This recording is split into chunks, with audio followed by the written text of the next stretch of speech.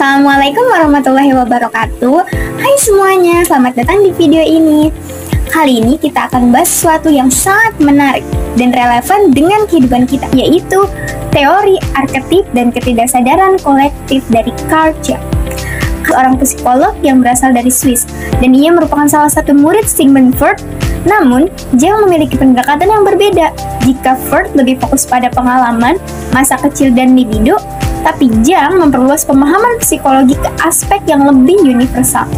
Ia percaya bahwa di dalam diri kita ada pola dan simbol yang diwariskan dari generasi ke generasi yang disebut dengan ketidaksadaran kolektif. Nah, selain itu, teori Jung juga memperkenalkan konsep arketip, yaitu pola dasar yang muncul dalam mimpi, mitos, seni, dan budaya seluruh dunia. Nah, dalam video ini, kita akan pelajari apa itu arketip, bagaimana ketidaksadaran kolektif bekerja, dan mengapa teori ini masih relevan di dunia modern. Yuk, kita mulai. Nah, selanjutnya, mari kita bahas tentang konsep arketip.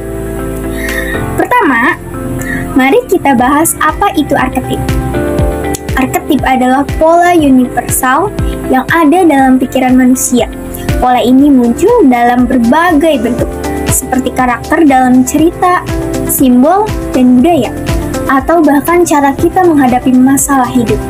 Nah, menurut Carl Jung, ada beberapa arketip utama yang sering muncul, seperti the hero, atau pahlawan. Pahlawan adalah simbol perjuangan dan pertumbuhan. Contohnya adalah tokoh seperti Harry Potter, Katniss Everdeen di The Hunger Games, atau bahkan pahlawan lokal seperti Gatot Kaca.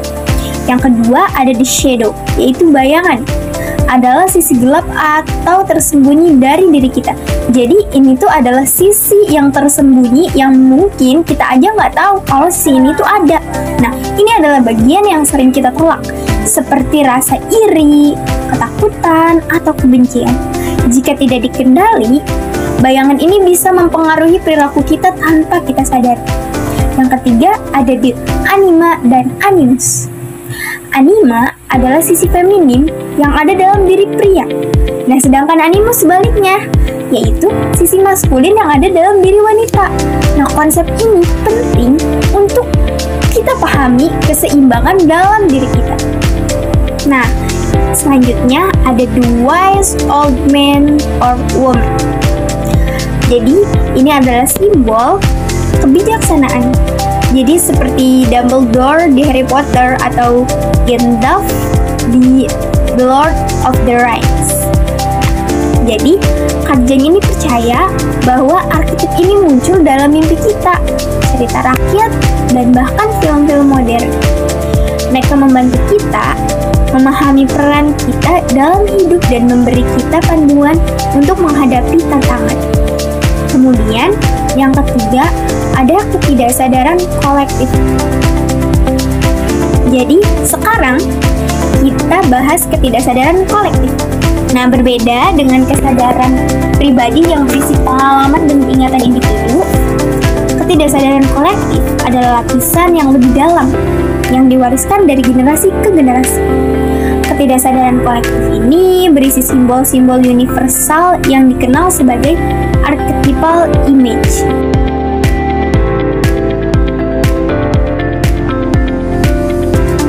Nah, contohnya itu seperti matahari. Matahari ini sering melambangkan kehidupan atau harapan, baik di budaya barat maupun dunia. Selanjutnya ada ular. Ular ini sering melambangkan transformasi atau godaan, misalnya dalam cerita Alkitab dan mitos-mitos Dewa India. Selanjutnya pohon, sering dilihat sebagai simbol kehidupan, koneksi, atau ketidaksadaran kolektif ini menunjukkan bahwa manusia di seluruh dunia memiliki kesamaan pola pikir. Meskipun mereka hidup di tempat dan waktu yang berbeda, hal ini bisa kita lihat dalam cerita-cerita mitos dan dari berbagai budaya yang sering kita memiliki referensi dalam kehidupan modern. Anda mungkin bertanya-tanya, apa hubungannya semua ini dengan kehidupan saya sekarang? Nah, jawabannya banyak sekali.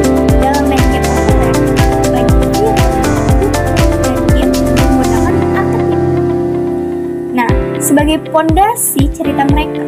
Contohnya, karakter seperti Luke Skywalker di Star Wars adalah representasi dari arketip the hero. The lain seperti Darth Vader mencerminkan shadow. Hal ini membuat cerita-cerita ini terasa relate bagi kita, karena arketip ini sudah tertanam dalam ketidaksadaran kita. Nah, kemudian dalam kehidupan pribadi, dengan memahami arketip, kita bisa mengenali aspek diri kita yang tersembunyi. Misalnya, kita sering menolak bagian gelap dari diri kita, seperti rasa takut atau marah, yang sebenarnya adalah bagian dari the shadow. Mengenali dan menerima bayangan ini bisa membantu kita menjadi lebih seimbang secara emosional. Dalam psikologi dan konseling, terapis sering menggunakan konsep jam untuk membantu klien memahami mimpi mereka atau menghadapi konflik batin. Teori ini juga relevan dalam hubungan antar manusia.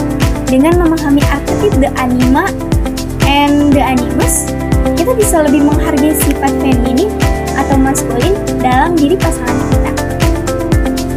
Nah, jadi itu teman-teman.